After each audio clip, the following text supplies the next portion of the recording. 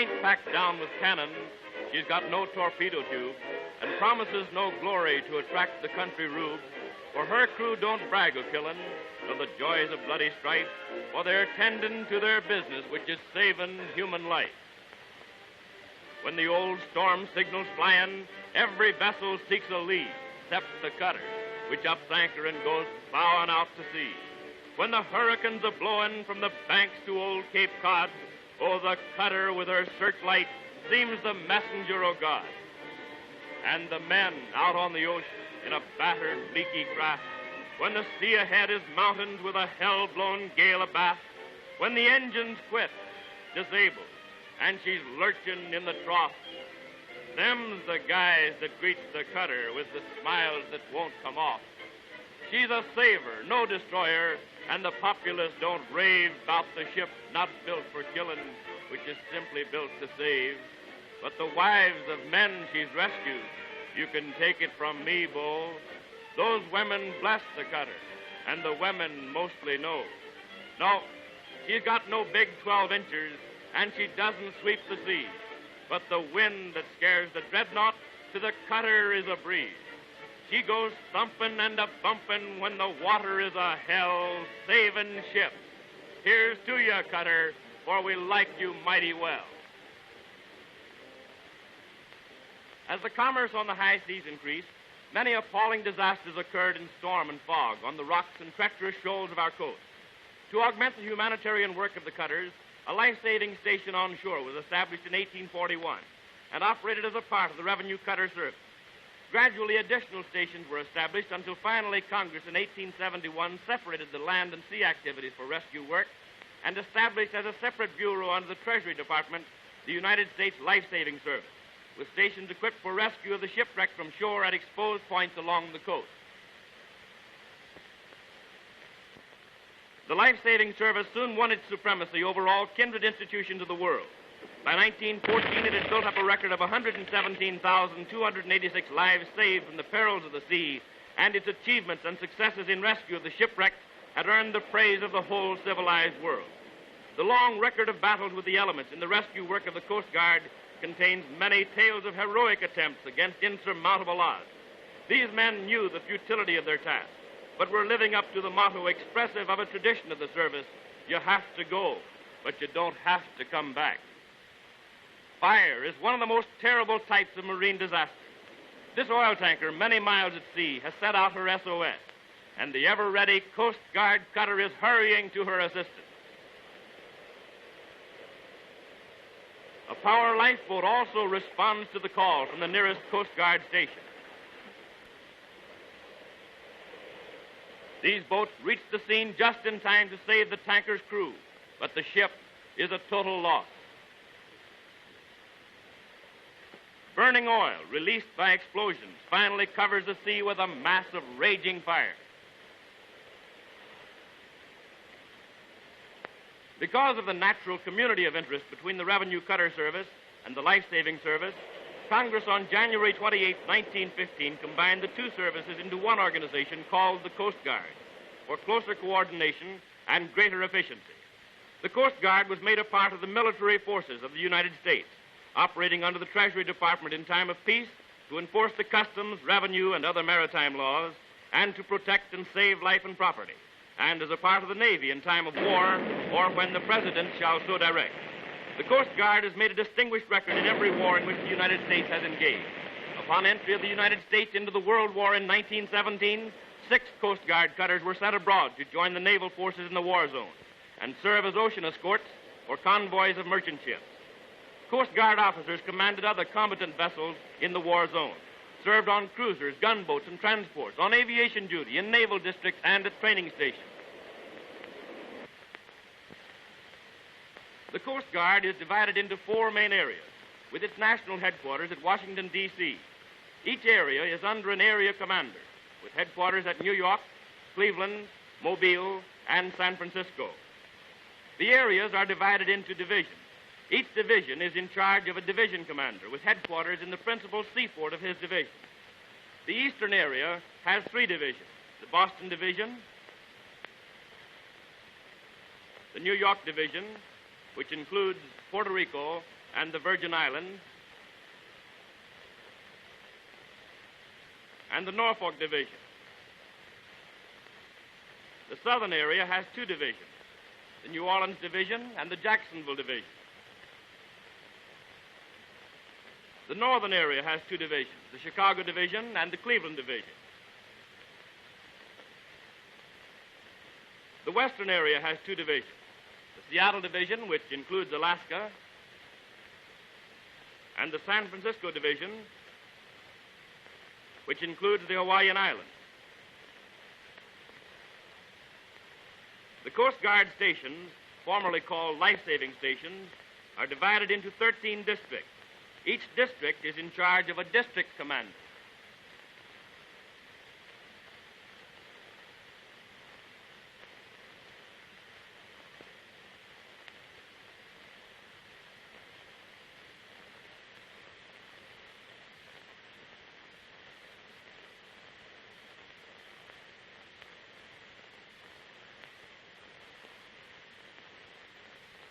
There are 277 Coast Guard stations located at selected points of danger along the sea and lake coast, including one at the falls of the Ohio River at Louisville, Kentucky.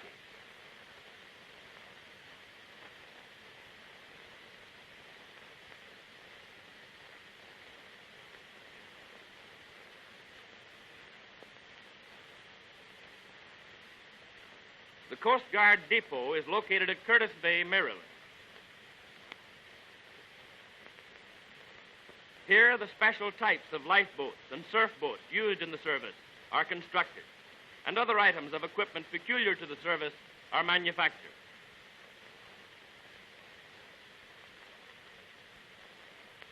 The vessels of the service stationed on the Atlantic coast are at times overhauled and repaired.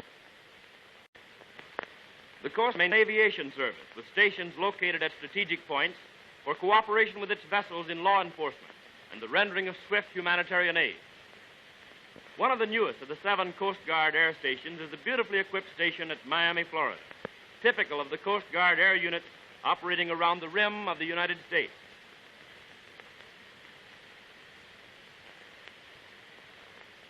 Ever abreast of the times and following the policy and traditions of almost a century and a half of efficient service as guardian of the coast, the first line of aid to navigation, and the primary agent for succor to those who go down to the sea in ships, the United States Coast Guard has developed an aviation branch of genuine importance to the nation and to humanity.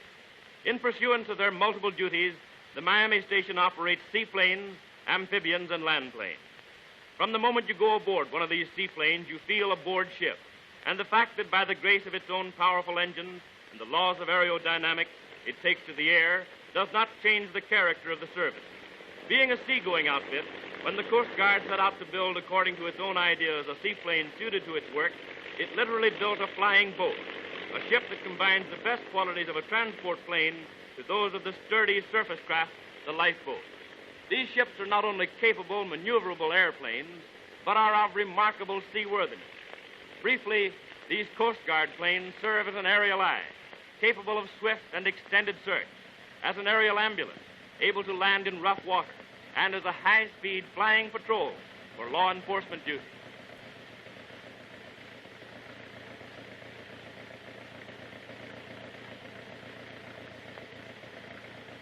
Most of the planes are fitted with machine guns. Here's a fighting land plane used in the suppression of smuggling along the Mexican border, the Florida coastline, and through the intricate channels of the Florida Everglades and the Louisiana marshes.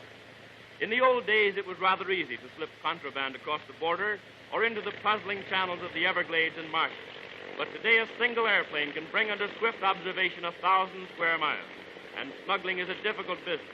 When smugglers take to the air, it's still tough. Imagine yourself a smuggler in this plane being followed by the Coast Guard pursuit plane. That fellow has a gun, and if you don't satisfy him as to who you are and won't listen to reason, he knows very well how to use it. Or suppose you weren't a smuggler, but an enemy during time of war. Here's a foe you hadn't counted on. A highly trained Coast Guard air service in time of war will undoubtedly become a material factor in national defense. This is the station at Cape May, New Jersey. The Cape May station is also furnished with large flying lifeboats of various types. equipped with powerful radio sending, receiving, and direction apparatus, and capable of extended flights out to sea or along the coast. An important function of the air service is the rendering of emergency aid to persons injured on ships at sea. The transport of emergency cases from ships at sea to hospitals ashore in the swift-flying lifeboats of the Coast Guard has saved many an injured seaman's life.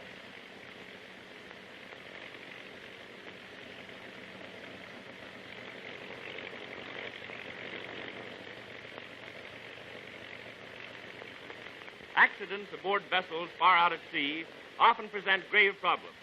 With no hospital or surgical facilities, like the modern luxurious passenger ship, these vessels have no way of meeting dangerous emergencies among their crews, such as serious cuts and burns, or sudden afflictions like acute appendicitis, which demand immediate operation. Aboard this tanker, a member of the crew has just been seriously scalded, and his life is in danger.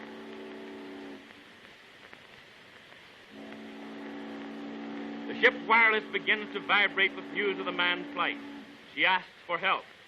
Far over on the American coast, a radio operator in the United States Coast Guard station intercepts the message. He takes it down, noting the exact location and course of the vessel needing help. This will be a job for the aviation department of the Coast Guard. There's no time to lose. A pilot is summoned. He takes the message and is off to make ready for the trip. Things are humming in a jiffy. A large Coast Guard seaplane is instantly sliding down the ramp into the water. Presently her motor sputters and begins a steady drone, and she is off on her errand of mercy.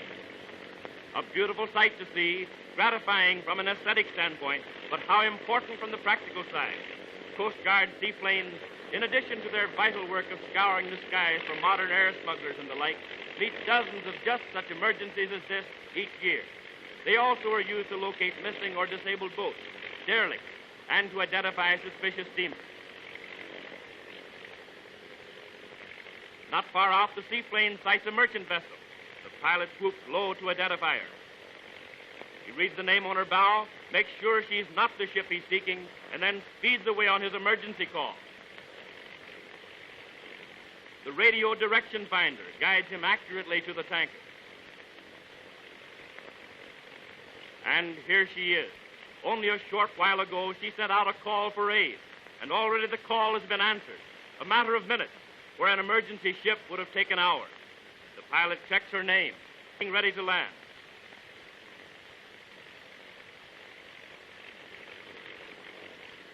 There must be real joy and relief in the hearts of the captain and crew, not to mention the man whose life is at stake, as big metal birds settle down on the water. Already the lifeboat is swinging from the davits, the scalded victim aboard, ready to lower away and put out to the Coast Guard plane.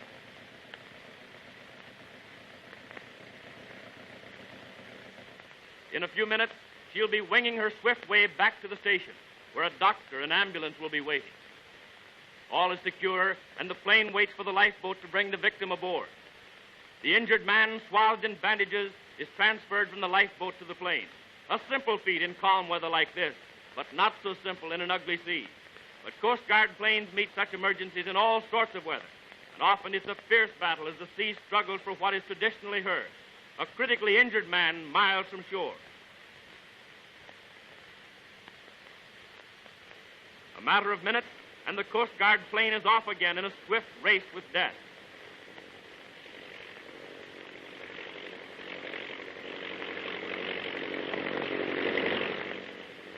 Land ho! Just beyond lies the Cape May Coast Guard station. And once again, the motors of modern man are clicking to save a life. In no time at all, they arrive at Cape May, and in a few minutes, the victim will lie in a shore hospital.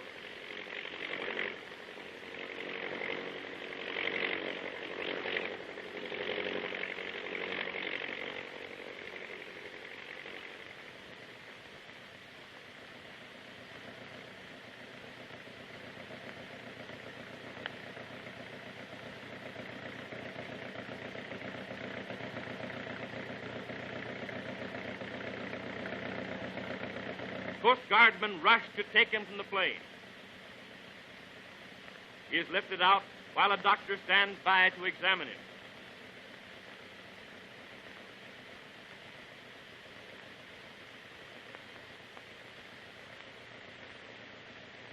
brief inspection. Serious, says the doctor. He gives orders to rush the victim to the hospital. Into the ambulance and away to a sick bay out of reach of the sea, whose stubborn waters for centuries have held back ships flying for port with the sick and disabled. Another life saved, and another good mark for the name of the United States Coast Guard.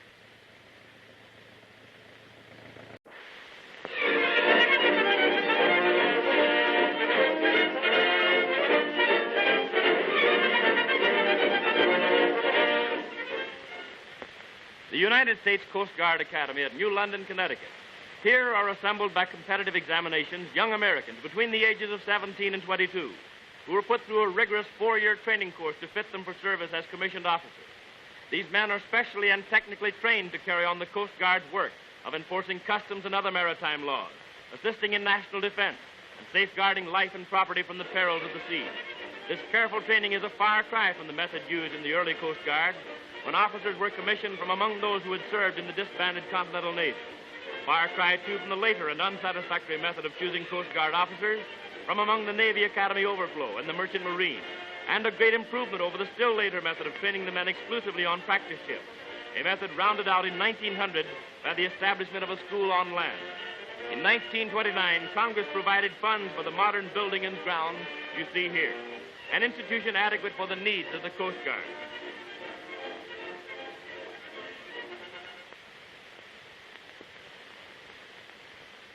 The start of a new day. The bugler's call for breakfast changes his status from that of a big bad blower of reveille to that of a popular captain of come and get it. I'll bet they don't rush like that to classes. Breakfast formation, inspection of dress, and promptness come before food. In any activity of the cadets as a whole, they follow a disciplinary routine. The Academy provides the environment for instilling into the cadets the foundation upon which the morale of the service is built. The integrity of a commissioned officer of this service has never been questioned.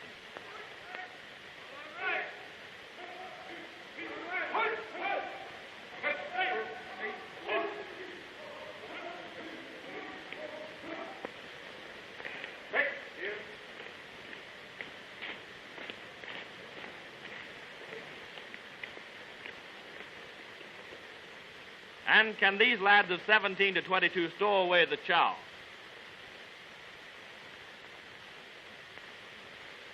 Classes start at 8 o'clock. Here's the radio class, a vital part of any cadet's training in these ether-controlled times. In the span of a few short years, radio has revolutionized man's control of the sea. The cadets are taught to send and receive messages and are thoroughly grounded in the sciences and in all forms of communication.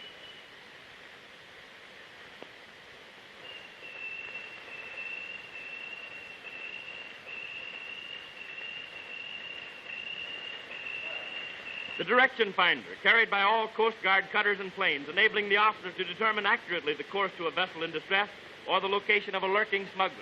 Point Judith, 9-0. Point Judith, 9-0. The engineering laboratory. Here is taught the construction, operation, and maintenance of gasoline, diesel, electric, and steam-driven machinery, and the proper care of boilers so vital to steamship safety. The ordnance class, where the cadets learn to operate all types of armament used in modern warfare, and the enforcement of law on the sea, up to and including the 6-inch gun. At the close of this course, a cadet can break down and reassemble any ordnance piece used in the service.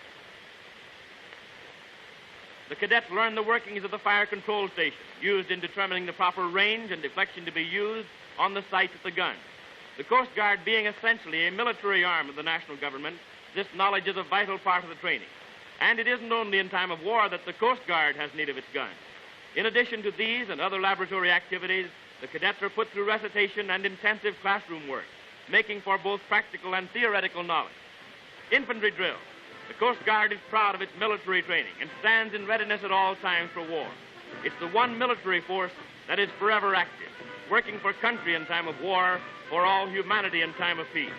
4 hours of each week are designated for these drills, which include the rudiments of open order, artillery, ceremonies, and exercise under arms, and intensive practice in close order. Also, cadets receive classroom instructions in tactics, the rules and principles of military science.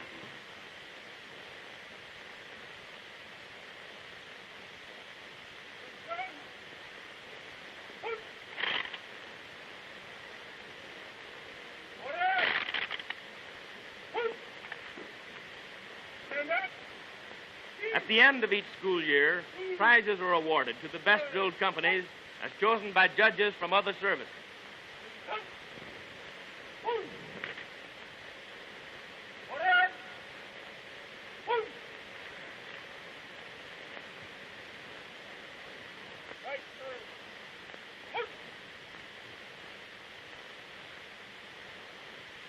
The cadets are required to participate in football and other sports.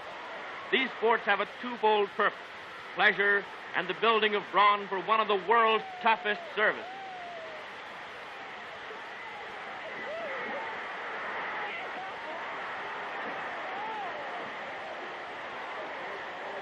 Each night's study. It's not easy to absorb a working knowledge of the complex laws pertaining to maritime matters. The school year is divided into 2 academic terms and 1 sea term. Here the cadets are boarding a cutter for their 3-month summer practice cruise. Since a Coast Guard officer must be a thorough seaman, he is carefully taught practical navigation, seamanship, and marine engineering. First, a jaunt to Quantico, Virginia for small arms target practice. At Quantico, the cadet is thoroughly trained in the care and operation of rifle, pistol, submachine, and machine gun. He is required to become proficient in the use of all these arms. On numerous occasions, the Coast Guard has been called upon to place landing forces ashore for the protection of life and property.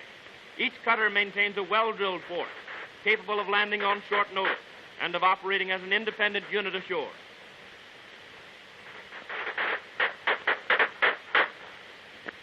Cadets are called upon for duties on the bridge or below deck. Here a class is receiving practical instruction in the engine room and in the fire room. Each cruise carries its deadbeat. No work, no study for these fellows, not even monkey drill. Returning to the United States, the cadets engage in battle maneuvers off the shore, putting into actual practice against floating targets their ordnance and gunnery training. There's a hit right through and into the sea beyond. They now have a chance to display their knowledge of the fire control station against an actual target. All the guns are brought into service. The cadets demonstrate their proficiency by firing the 3-inch gun in record time.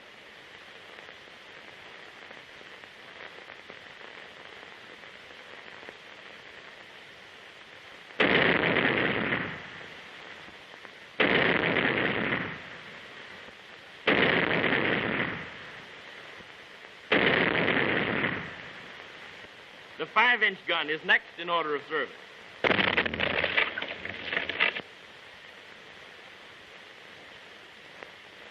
The trainer and the pointer.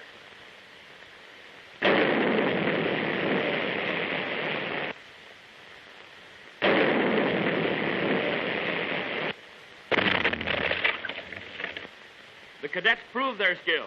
Somebody is good. Here are 3 hits. And somebody is better. Here are 4, 2 almost in the same place. But foreign cruise and battle practice is over, and the cadets come home to the academy all set to take advantage of 3 weeks' leave. A last formation, a final order, and the wanderers in no uncertain manner prove they're glad to be home. But they'll be back again in 21 days, ready for a brand new year.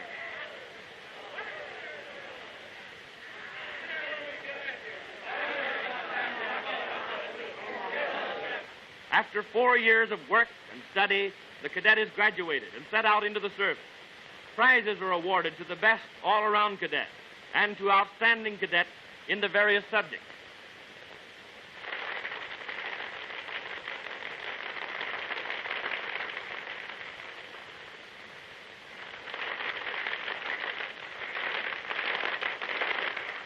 After receiving his diploma, each graduating cadet is commissioned as an ensign in the Coast Guard by the Assistant Secretary of the United States Treasury.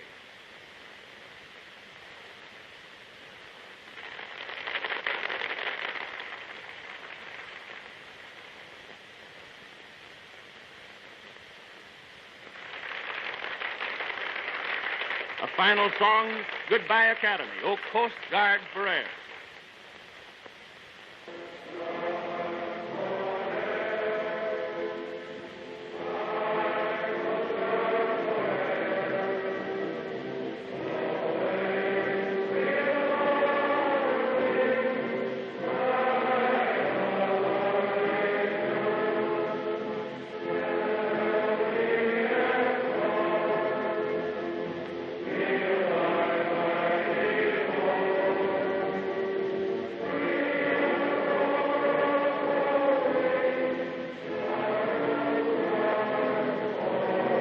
new group of junior officers go out to take their places in the arduous, demanding duties of the ever-working Coast Guard.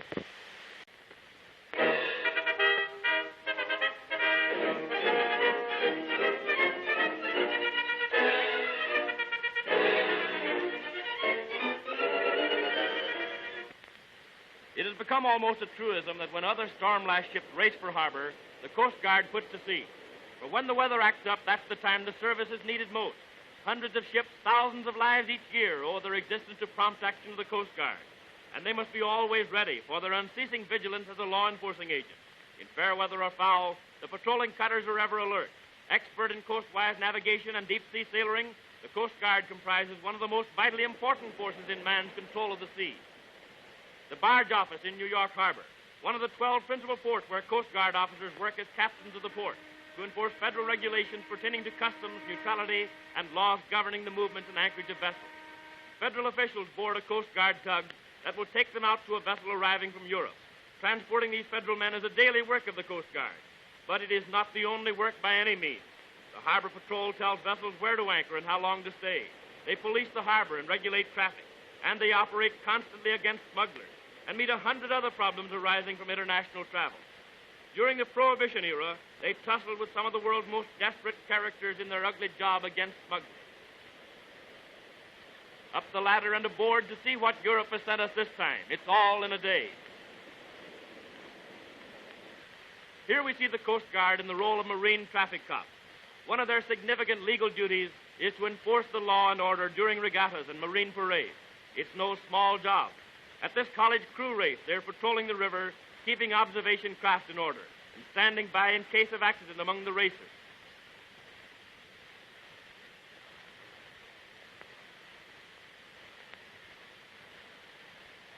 Yacht races present grave problems. A sudden squall may arise and turn sport into tragedy. But ever present are the radio-equipped Coast Guard cutters and patrol boats, which are on deck at once in case of trouble. The fleet's in, and so's the Coast Guard. Here's the cutter Tampa in charge of the Coast Guard patrol of a fleet review in New York Harbor. And here a patrol boat officer is ordering some of the hundreds of spectator craft out of the line of parade. The mad scramble to see the ship presents problems of traffic that must be solved. With federal police power, the Coast Guard serve as faithful, diligent watchmen whenever Uncle Sam's Navy is on parade. The Coast Guard enforces international laws and conventions relative to fisheries on the high seas. The cutter officers board these vessels to see that they comply with the navigation and inspection laws as well as all other laws. Here the boarding boat found an injured fisherman. He will be taken to the sick bay of the cutter that lies close by.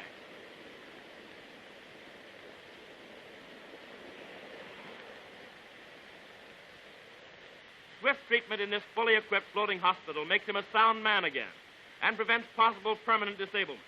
Many deep-sea fishermen owe their lives to the prompt medical and surgical aid of the Coast Guard patrol.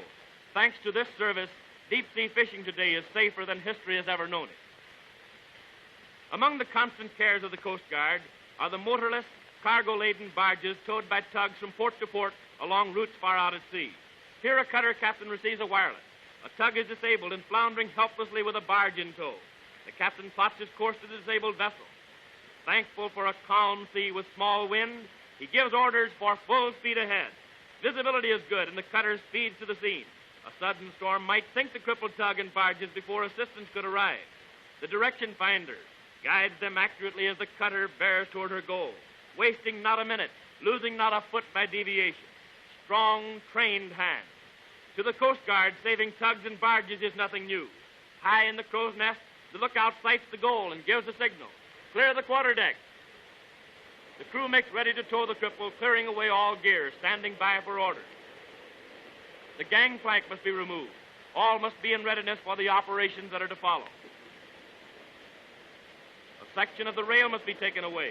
Every detail is calculated accurately, for soon lines will fly along with orders, and another rescue will go down in the logbook. A strong hawser is made ready to tow the cripple into port. Just ahead lies the tug wallowing in a groundswell with a disabled engine, powerless to proceed with the helpless barge, and thankful for the Coast Guard. From the stern of the cutter, the shoulder line throwing gun shoots a line to the deck of the tug. Starting with a small hawser, the size of the line is gradually increased until the heavy towing hawser is hauled aboard.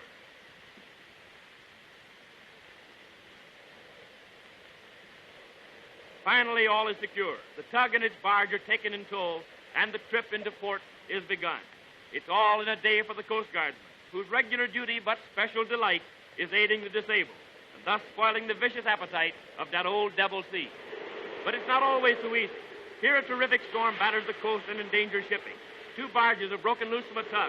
A Coast Guard cutter has fought its way to the scene and stands alongside to remove the barge captain and his wife and to take the barges in tow.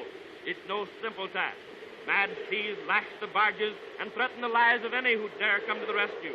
Meanwhile, a Coast Guard power lifeboat starts out from shore to aid in the rescue. Plowing desperately through steep-moving mountains, drenched and bruised, the guardsmen fight their way out to the barge. And once alongside, it's no cinch to keep them from being smashed against the bulk of the helpless craft. But 2 lives must be saved. And that's one of the things the Coast Guard is for. And saved they are. The barge captain and his wife are taken aboard the motor lifeboat, and the desperate trip to the shore is begun. A vivid example of the 5,000-odd lives saved each year by the United States Coast Guard. Heroism? Not at all, say the guardsmen. It's all in the line of duty. Sometimes the sea doesn't wait for its victims, but comes screaming ashore to seek them, smashing coast cities in the form of hurricanes, and leaving a wake of destruction and desolation. In such cases, the Coast Guard is promptly on the scene, lending emergency and police aid, doing work similar to and often in cooperation with the Red Cross. And even when the sea is not involved at all, and the earth itself decides to shake down buildings and crush out human life, the Coast Guard stands by to protect its victims. During the California earthquakes, the Coast Guard cooperated with other agencies in emergency relief work and police duty. Often, the Coast Guard even goes inland to render humanitarian service. During the great Mississippi River floods in the spring of 1927, the Father of Waters came raging down the valley, smashing the levees, sweeping away hundreds of homes, leaving thousands shelterless, foodless, stripped of all belongings except what they wore. Into this flooded field of misery came the Coast Guard, with 674 officers and men, and 128 vessels and boats. A large number of surf boats were rushed by a special train from the Atlantic and Lake coast, and the Coast Guard removed from positions of peril to places of safety over 43,000 persons.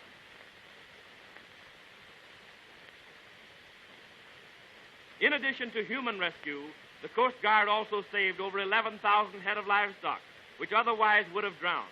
So even Old Man River, whose stormy moods are famous in song and story, now has to contend with a new force whenever he goes on a rampage, the United States Coast Guard. A picturesque winter activity of the Coast Guard is the ice-breaking duty.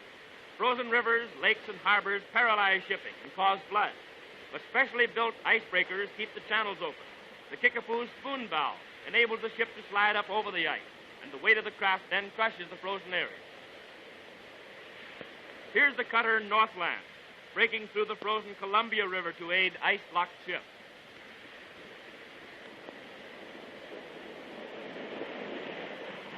As many as 30 ships a month during the winter are freed from the grip of heavy ice by the Coast Guard. Out to sea on our regular patrol, a derelict has been reported, and it's our job to get rid of it. The lookout has sighted the wreck. Derelict 1 point off starboard bow, sir. A final checkup, and here we are. An abandoned submerged vessel, a real menace to ships in fog and heavy seas. Removing derelicts from the paths of navigation is a vitally important work of the Coast Guard. A boat stands out toward the lonesome leftover of the sea. Are they going out to salvage the old wreck and pull her into some snug harbor at last? They are not. They are going to place a mine under her and blow her into oblivion. And this isn't child's play. It takes real courage to lower a TNT mine underneath the waterlogged hulk and then work the small boat off to a safe distance. But there she goes, and ships have one less danger to fear. Here's a cutter rushing to answer a distress call. A freighter is disabled. Her engines are broken down, and she has sent a wireless call for help. A Coast Guard cutter on her regular patrol receives the message and rushes full speed to the scene. The value of property assisted and salvaged by this service each year equals a sum twice the cost of maintenance of the entire Coast Guard. This freighter carries valuable cargo that might be lost forever without the prompt aid of the cutter. On an average, over a period of 5 years, the Coast Guard saved 15 lives a day and assisted each month 400 vessels, valued at $12 million. Important? Just ask the men on that freighter. At Fort Trumbull in Connecticut, the Coast Guard maintains a training school for enlisted men. Here, the men without prior service are sent for a period of training before assignment to regular duty. And here also the enlisted men take up specialized studies. This is the seamanship class, vital in the training of any seaman, learning to tie knots and handle lines. Here's a bowline. Here's one of the first they learn, the figure of 8 knot. Then it gets more complicated. Could you do this one, the reef or square knot? Signal drill, another class vital in the primary schooling of the enlisted man. These flags can talk like human beings, and their language is spoken constantly aboard the Coast Guard craft. And the ever-vital radio instruction. Regulations require that the men qualify along certain lines before they become eligible for specialized training in the various service schools. Fort Trumbull is thoroughly equipped for special training in all lines. Its radio school affords an extensive course of instruction, for the radio is a most vital and necessary part of the equipment of all airplanes, cutters, and other craft of the service for quick communication in the enforcement of law or the rescue of those in distress. Learning the language of the air is a thorough and important study. Since the Coast Guard must at all times be ready for the call of war, its personnel is trained thoroughly in the use of small arms. At Cape May, New Jersey, the enlisted men also are put through small arms target practice. And it's not just a matter of waiting for war either, for these men have to know how to handle smugglers or others encroaching upon the laws enforced constantly by the Coast Guard. And these lawbreakers usually will take nothing but forceful handling. And in the night patrol of the beach, a pistol is frequently a friend indeed. Cutter drills keep the enlisted men constantly on their toes. Here's the man overboard drill. An officer hurls a life preserver into the sea, and the call rings out, man overboard. A boat is instantly manned, and all is set for the imaginary rescue. It's as exciting as though a man were really overboard. Regulations require the men upon entering the boats to don their life jackets. No unnecessary chances are ever taken. Lower away, and down they go, working as fast as humanly possible. They'll have that drowning life preserver in no time at all. The cutter's engines, in reverse, churn the sea into a white foam as she stands by for the rescue. They pull away from the cutter post-haste to begin their search for the victim. Steady, old life preserver, we're coming. And there he is at the mercy of the sea. This life preserver never learned to swim. Quick, Watson, the hook. And another life is saved. But seriously, this is no game, but an extremely important part of the training and rescue work at sea. The crew is also drilled in the restoration of the apparently drowned, using the Coast Guard's own special system, which is the most efficacious ever devised for the purpose. Practical signal drills keep the men fluent in the language of the flag.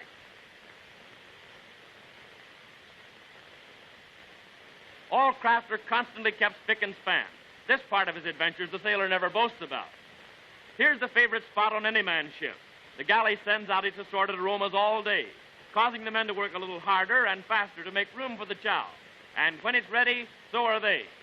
Through the mess room door pass the most beautiful appetites in all the world. The Open Deck Barbershop Incorporated. Your next sailor. Swimming is something in which the Coast Guard boys must excel, for many a rescue has to be made in seas that test the skill and endurance of the most hardy. A few hours of leisure and now to settle down with a good book. Oh, yeah? Hey, what's the idea? Yes, the Coast Guard even has its practical jokers. It's the original human disease. This fellow should have taken his book along with him. Each cutter has its gym, and its ambitious boxers keep the old haymakers in shape. And now, ladies, meet the Coast Guard's walking movie, a skin you love to read. When this man is home, his wife takes all the pictures off the wall. You don't need pictures on the wall when your husband's a walking art gallery.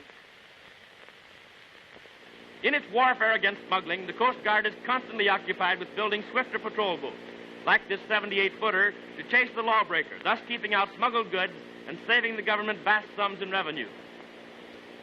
This picket boat, capable of great speed, is used in chasing the small boats that contact smuggling ships at sea. Beside the patrol boats and the regular cutter, the Coast Guard has also developed a 165-foot diesel-propelled patrol boat, such as the one shown here, which is ideally suited for the offshore duties in picketing and pursuing lawbreakers. Here's the fastest speedboat in the service. Converted from the captured rum runner, what's it? Bad news for any smuggler. And here a cutter is picketing a smuggler at sea outside the legal zone. Such picketing has proved successful in preventing the landing of contraband. Rum runners and the like are carefully watched until shortage of food and fuel force them back to their home port. Effective and expensive for the rummy. Taxes mean revenue. Evasion of taxes means huge profits to the smuggler. Hence the necessity for constant Coast Guard patrol. Sometimes the smugglers are successful in making contact with their small shore boats. These fast carriers of contraband, such as the one shown here, are the latest in marine engineering and must be surpassed in speed by the Coast Guard with swift boats like this one. If the rummy refuses to stop, a Coast Guard one-pounder is brought into action, but only as a last resort. Business is business, and with the Coast Guard, the business at hand is the prevention of smuggling. If the rum runner decides to surrender, the Coast Guard officers board her, replace the crew with one of their own, and convoy her to port. No, sir, the smuggling racket isn't easy. It's ocean enemy number one, and a determined Coast Guard has put it on the spot. And now we're bound northward on one of the most interesting of all the duties of the Coast Guard, the SEAL Patrol. Every spring, fur-bearing seals, tens of thousands strong, migrate from somewhere south of the equator up through the Pacific Ocean to the Pribilof Islands in the mid-portion of the Bering Sea.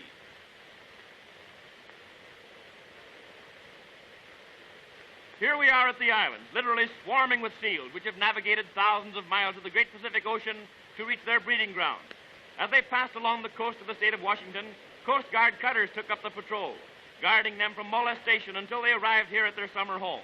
The Coast Guard stands by throughout the breeding season to protect the seals from ruthless poachers, who in former years nearly exterminated these valuable fur-bearing animals. The decimated herds before Uncle Sam placed a protectorate over them have increased until now there are over 1 million seals who migrate each year to the Pribilof Islands as a result of the international treaty enforced by the Coast Guard.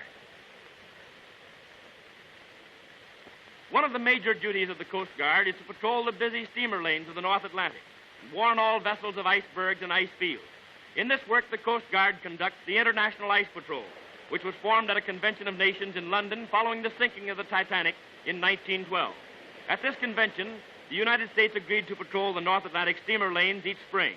To disprove the belief of many that icebergs can be broken up, the guardsmen take a few futile cracks at the white peak. 3/4 of any iceberg is underwater, and there lies the real menace to ships. So breaking off the top does nothing to remove the danger. As many as 38 vessels have been guided clear of icebergs in a single day. And during a single month, as many as 376 icebergs have been sighted within the paths of navigation. The Titanic, crashing into a great iceberg on her maiden voyage, plunged over 1,100 passengers to death. But since that day, many years ago, when the Coast Guard took over this patrol, not a single life has been lost as a result of collision with icebergs or ice fields in the North Atlantic. On a gloomy September morning, the world was shocked by news of one of the worst marine disasters in history, the burning of the Morro Castle. Newspaper men jumped from their beds and raced to the scene of horror, where scores of hapless luxury liner passengers had been burned to death. So absorbed were they in ferreting out the details and causes of the gigantic tragedy that they all but overlooked the tremendous part played in rescue work by the Coast Guard.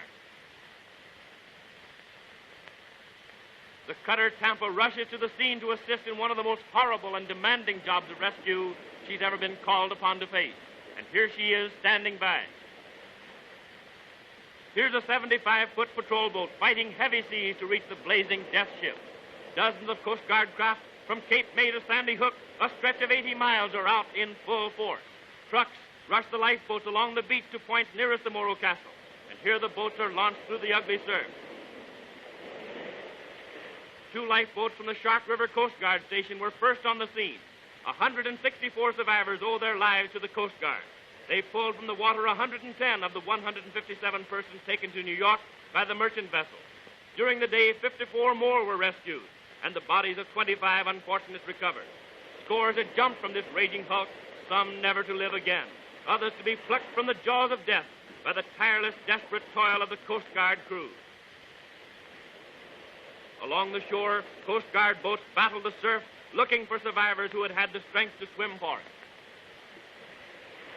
The cutter Tampa, like a white angel of mercy, stands by to tow the blazing ship and to take off the living of her crew. Some of the victims succeed in swimming ashore and are pulled from the surf. 15 survivors owe their lives to the Coast Guard Beach Patrol. Another victim, burned, exhausted, half drowned, reaches shore and is helped to the beach by the Coast Guard. Many became unconscious a short distance from shore and would have drowned, but for the swift efforts of these alert crews. Prompt work of resuscitation by the Beach Patrol saved many lives. The Tampa takes the Morro Castle in tow, but not for long. She breaks the hawser and flounders toward the beach. And here she is, beached at Asbury Park, her fire still smoldering, her twisted steel a mute testimony of one of the great sea tragedies of modern times. Along these decks raged an inferno that sent many overboard into the pitiless sea, a sea that was staging its own rough show, adding to the horror, making rescue work difficult. Small wonder, then, that one half-drowned victim, snatched from oblivion by a lifeboat crew, gasped over and over in his hysteria, "Thank God for the Coast Guard." There's no seagoing or coastal force anywhere that has duties more arduous or that requires a higher degree of real seamanship than the duties performed by the Coast Guard. His twofold mission to serve humanity in time of peace and his country in time of war. His motto, Semper Paratus, always ready.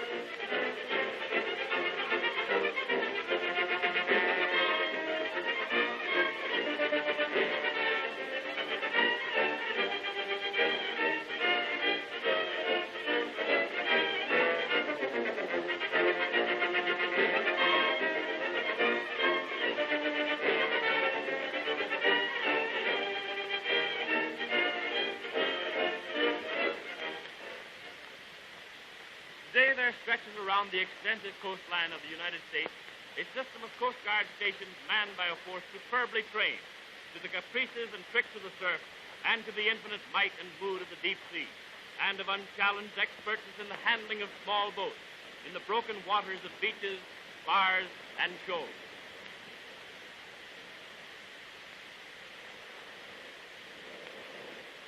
They are also capable of taking their power lifeboats to sea on long journeys of rescue. Oh, boy, and can she take it. She can and does in all kinds of weather. That's the life of the Coast Guard. The sea and lake coasts of the United States, exclusive of Alaska, have an extent of more than 10,000 miles. And along these coasts, there are 277 active Coast Guard stations. In the northern part of the Boston Division, stations are rather far apart, since shipping traffic isn't heavy, and since there are numerous harbors of refuge. Near Boston, stations are more frequent, for they must protect the heavy sea traffic in and out of the principal port of New England.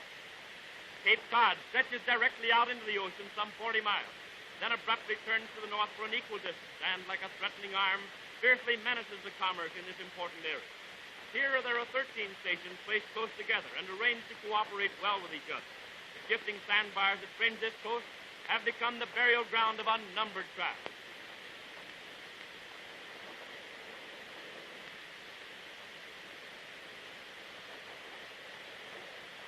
Block Island stands like a lonely sentinel to resist the thrust of the ocean, and in so doing it jeopardizes the heavy traffic plowing for port in storm and fog. Lighthouses are among the sailors' oldest friends, dating back to the beginning of man's conquest of the sea. They lift their beams in eternal warning, but often the fog is too thick, a storm is too fierce, or the sea too strong, and vessels are tossed on these menacing shoals and left to the mercy of the surf. It's then up to the Coast Guard to rescue the men and salvage the cargo. Always a dangerous and trying job, a true test of the years of training and discipline these Coast Guardsmen have had. That the two stations on this island are sorely needed is evidenced by the wrecks that fringe its dangerous shores. All the crews of these vessels were rescued by the prompt action and skillful work of these stations. A highway runs past one of the stations on which the Coast Guard can speed its lifeboats to points nearest to wrecked vessels. The second station stands in an isolated section at one of the most dangerous points from where it can effect a rescue promptly from shore by beach apparatus or quickly launch its lifeboats into the sea. The ocean shores of Long Island and New Jersey are exposed to all the southeasterly and easterly storms which severely menace the heavy traffic in and out of the great harbors of New York, Philadelphia, Wilmington, and Baltimore. Along these shores, therefore, the number of stations is increased.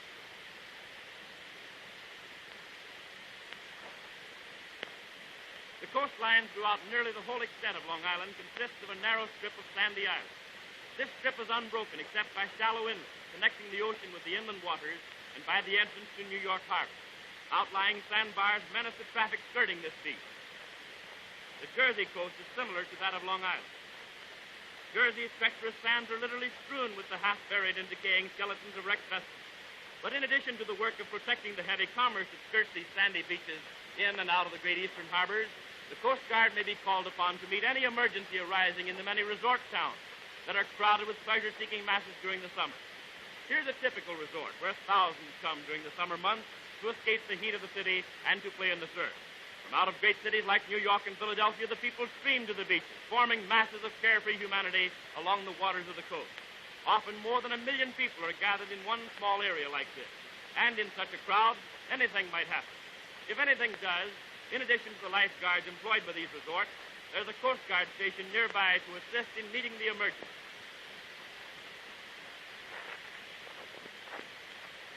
The Coast Guard is also called upon to meet any emergency arising among the hundreds of small pleasure craft congesting the bays and inlets and open seas of this region. To take care of this busy area, the Coast Guard maintains more than 60 stations on Long Island and the Jersey coast. Here's a station typical of the ones that fringe these sandy shores. This particular station is equipped with surf boats, which can be launched directly into the sea through the surf in almost any kind of weather. Their motive power lies in oars pulled by strong, trained arms, unlike the power lifeboats, which must be launched down runways into the relatively calm waters of bays and inlets like this one, whose channels lead to the sea. The Fire Island station is located on this inlet.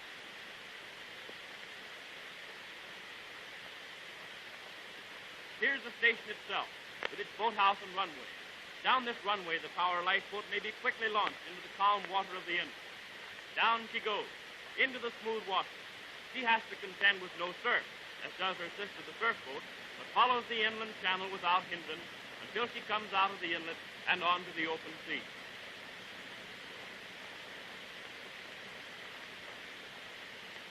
And here's the route she will follow. The Coast Guard maintains these inlet stations at strategic points from which they can safely launch power lifeboats and speed out to the rescue of distressed vessels too far offshore to be quickly reached by hand-powered surf boats. In the Norfolk Division, the same general conditions and type of coast exist as along New Jersey and Long Island. The same long, narrow islands with inland water. Here also stations are placed at frequent intervals in order to properly protect the important commerce of Baltimore, Norfolk, and Newport News, and the active coastwise shipping that is menaced by Cape Hatteras, perhaps the most dangerous and stormy point along the whole Atlantic seaboard. The sands of this region have always levied a fearful tribute upon passing commerce, strewing the coastline with battered vessels that never again will put to sea. In the Jacksonville Division, there is but one fully equipped Coast Guard station, and that's near Charleston, South Carolina. The westerly trend of the coast from Cape Hatteras to Florida takes it far away from the track of the vessels not calling at local ports. The climate is almost perennial summer. Consequently, shipwrecks are less frequent. The east coast of Florida has several Coast Guard houses of refuge, which serve the purpose of relief stations. In the New Orleans Division, which covers the Gulf Coast, the dangerous gales of the northern, which blow vessels away from the shore and out into the Gulf. This stretch of the coast is periodically visited by the most violent hurricanes and floods, which call heavily upon the station forces in saving life and property and in furnishing food and temporary abode for the stricken populace.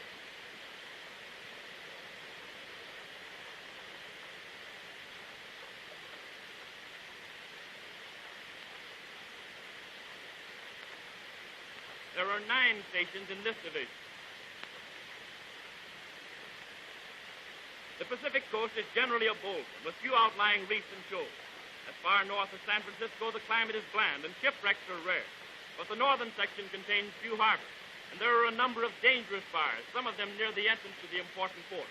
21 Coast Guard stations protect this area.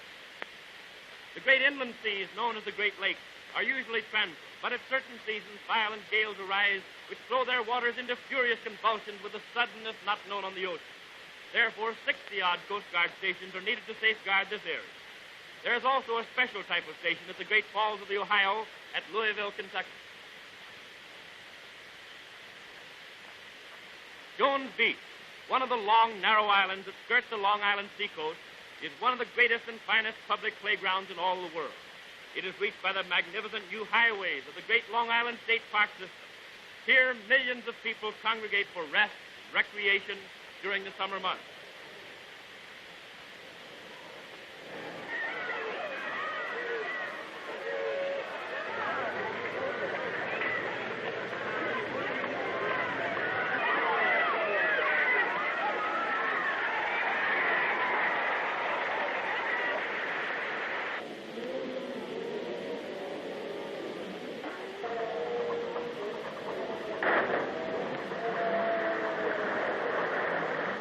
Season, the waters off the shores of Jones Beach are crowded with pleasure craft, many of which are manned by inexperienced boatmen who get into serious trouble when overtaken by bad weather.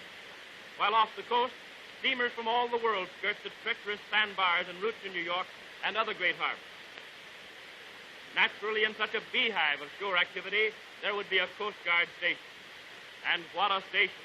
Built of brick and stone to conform with the park rules, it is well manned and equipped with infinite gear for the saving of life and property and the enforcement of the law, a responsibility of greatest importance in a section of this character.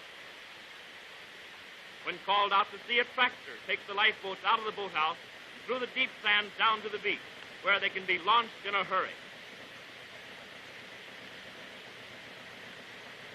When a call comes from a point far down the beach, high-powered trucks are hitched to the trailers carrying the boats, and they're whisked away to the highway. Carrying crew and all necessary gear, the truck speeds along the excellent road to the point nearest the scene of trouble. This highway borders the surf all along this beach, making it possible to quickly reach any desired point. Extra large tires make it possible for the truck to easily speed over the soft sand right down to the water's edge. Hello, and where are you going, my pretty maid? If this yacht could talk, she'd probably say, mind your own business. An embarrassing position for a lady. Not long ago, she was hurled suddenly on these sands by a moody and impolite sea. Now, she's a lady in distress. And what has that to do with the Coast Guard? Well, that's a Coast Guard tractor, and these are Coast Guard men. The Coast Guard stands ready at all times to cooperate with commercial towing concerns in salvaging vessels like this. The Coast Guard doesn't compete with the commercial concerns, but will place its equipment and crews at their disposal, free of charge, if its services are needed. And they were in this case because storm warnings had been hoisted and the storm would block the rescue. In case there's no commercial towing service available, the Coast Guard will not only dig the victim out of the sand, but will get her back into the water as well. In this case, she's cooperating with a commercial tug that lies waiting out at sea. Now a tractor hauls a Coast Guard surf boat over the sands to the beach. Before shoving off, the men don their life jackets. Regulations require Coast Guardsmen to wear these jackets at all times while engaged in small craft duty at sea. And they're off for the tug. This surf boat is carrying a small line out to the tug, with which the tug's hawser will be pulled to shore and attached to the yacht. And here she is, all set to do the strong-arm stuff and pull the flashy lady off the sandy beach. A Coast Guardman throws one end of the small line aboard the tug, where it's secured to the towing hawser. As they pull away, the line is played out into the water, bringing the other end to the beach.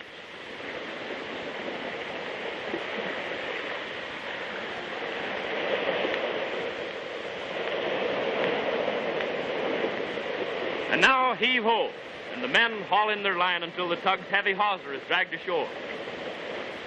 All that remains is to secure the hawser to the lady's nose and pull like old 60. But could you tie a little knot like this? You could not. Did I say knot? I meant knots, dozens of them, running in every direction. This gave these Coast Guardsmen a chance to display some of that knot-tying knowledge they picked up back at old Fort Trumbull. And now all is secure. The signal is given to haul away, The tug begins to move, and our stranded lady swings around as surprised as you please. She was never meant to be dragged around like this, but it doesn't hurt a bit, and she heads straight for the water.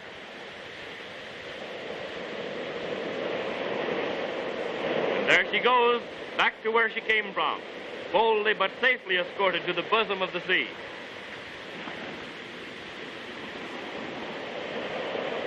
Reaching deep water again, she shakes off the sand and sticks up her mast toward the blue sky, none the worse for the rescue.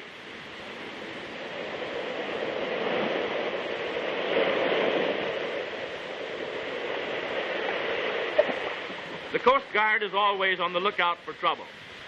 A Coast Guardsman sights something in the water, rushes over to it, and discovers a half-drowned man floundering in the surf. Occasionally, unfortunate victims of shipwreck or of accidents, such as falling from wharves and vessels, or of exhaustion while in bathing, reach the shore to all appearances dead. From the tower of the nearby station, a lookout sees the discovery. He rushes in to give the information to the officer in charge. An emergency squad is ordered out, and losing no time, they run to the scene, carrying all necessary equipment. The crew immediately begin their routine for restoring the apparently drowned, a method in which they are exceptionally skilled. The method used today differs from that originally used in that it affords a means of deeper inspiration than any other known method. The former method, which afforded the most complete expiration, has been combined with a new method, resulting in a treatment which produces the most complete oxygenation of the blood, which is the real object to be gained. Coast Guard station crews are thoroughly trained in these exercises and are called to many such emergencies every year. The rules for restoring the apparently drowned, as practiced by the Coast Guard, are believed to be the most efficacious means ever devised for that purpose. The officers and men of the Coast Guard are under instruction to use the service method to the exclusion of all others, including the use of mechanical devices.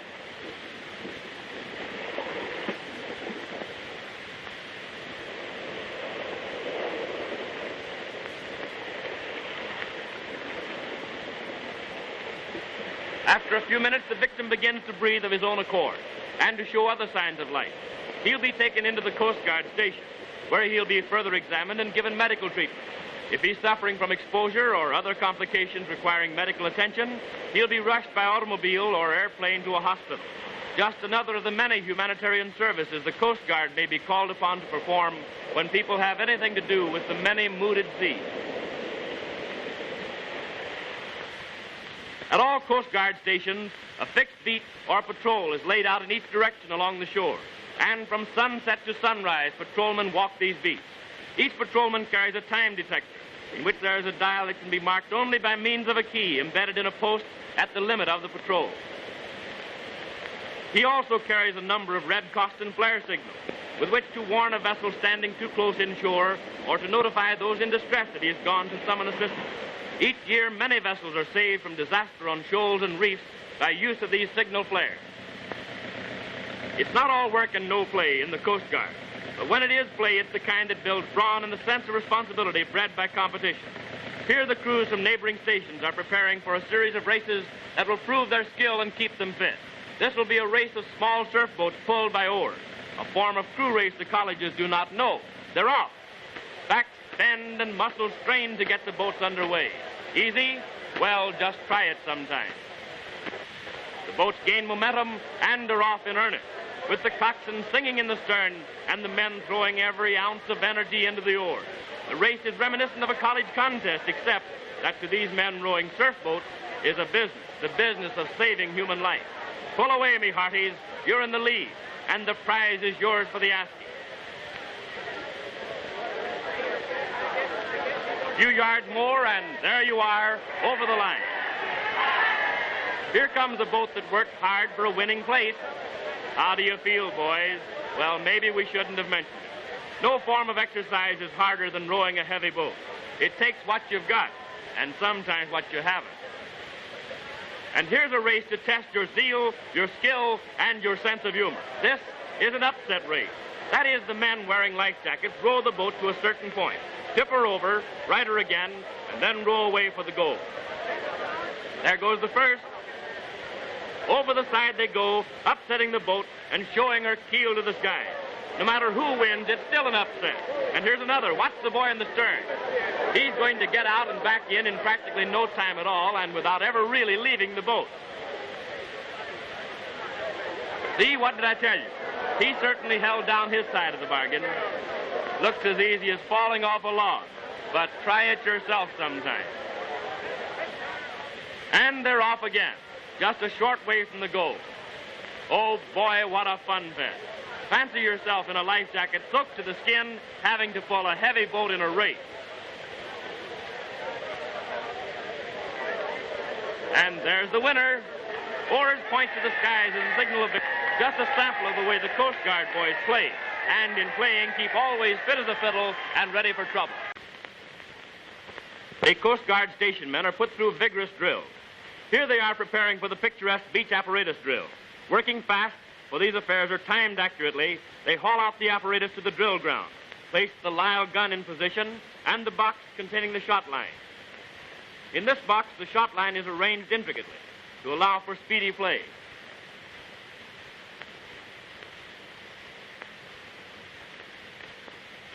They attach the shot line to the eye bolt of the 17-pound projectile loaded in the Lyle gun and shoot it out to the mast of an imaginary stranded vessel. The weight and inertia of the line causes the projectile to reverse and fly with the line out to the imaginary wreck. Thus, contact with shore is established. A whip block and whip line are attached to the shot line, and with the block goes a tally board telling explicitly what is to be done. This block will be secured to the mast, both ends of its line remaining ashore to be used later in hauling a hawser and breeches buoy aboard. The directions on the tally board are printed in both English and French. Using the shot line, the crew on the imaginary vessel hauls the whip line and its block aboard and secures the block to the mast. Now the Coast Guardsmen can handle all lines themselves. They prepare the whip line to be used in hauling the large hawser to the mast.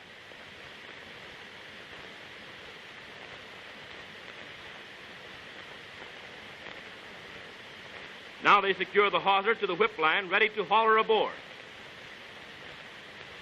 There she goes. In a few minutes, all will be ready for the breeches buoy. The men are trained to work fast, for often a vessel strands in a dangerous position offshore, and her crew and passengers must be taken off in a hurry. This hawser will be attached to the mast and will form a trolley down which the breeches buoy is to slide. The breeches buoy is snapped onto the hawser and will be pulled out to the mast by means of the whip line. A crotch is raised under the hawser to take up slack and to lift the line as high as possible above the surf.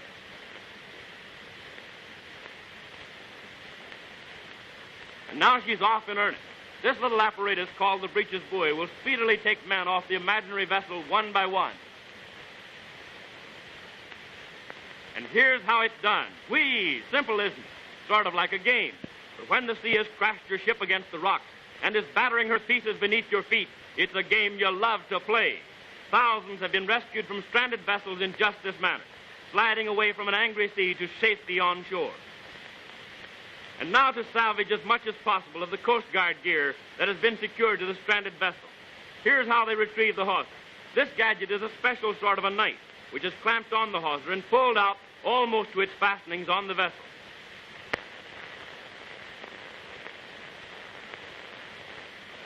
When it has reached its limit, a slight tug at the line, and snap, down she comes. And there's a saving for you. Hawsers are expensive and not to be thrown away.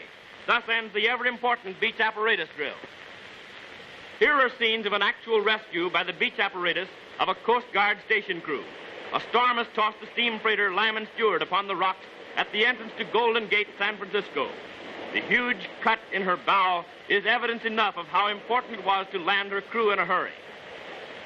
Here's one of them now being brought ashore in a Coast Guard breeches buoy. The entire crew of the Lyman Stewart was saved in this manner by the Coast Guard, all brought ashore safely in the breeches buoy apparatus. The Lyman Stewart was a total loss, and so might a number of lives have been without the prompt work of the ever-ready Coast Guard. And here's another ship on the rocks near San Francisco, and another actual rescue by the Coast Guard. 34 men were saved by the quick work of the Coast Guard when this vessel went on the rocks in shallow water during a storm on the coast. This rock tells the story. Half of the crew are saved by Coast Guard power lifeboats, while the other half will be taken ashore in the breech's buoy. The Lyle gun is made ready. It shoots the shot line out to the vessel, and the breech's buoy apparatus is set up. One by one, the crew are taken off the wrecked vessel. It's a dangerous, frightening experience even for these hardy, seasoned sailors, and they can thank their lucky stars that the Coast Guard was on hand with its ever-ready equipment. Rigging up the breech's buoy apparatus at this treacherous point was difficult and dangerous work, but trained hands had it ready and working in a short time. And thus another dramatic triumph is chalked up for the Coast Guard over the cruel tyranny of the merciless sea.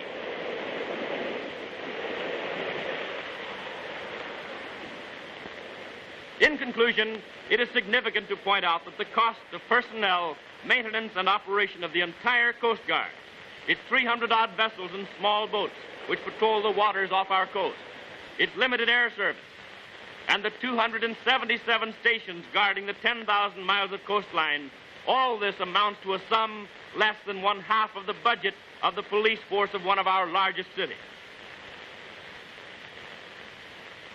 Roughly average, the Coast Guard each year has examined the papers of 31,800 vessels, has examined 6,000 merchant seamen for certificates as lifeboatmen, has patrolled 204 marine regattas, has seized or reported for violations of the law 1,400 vessels, resulting in fines and penalties to the amount of $94,500,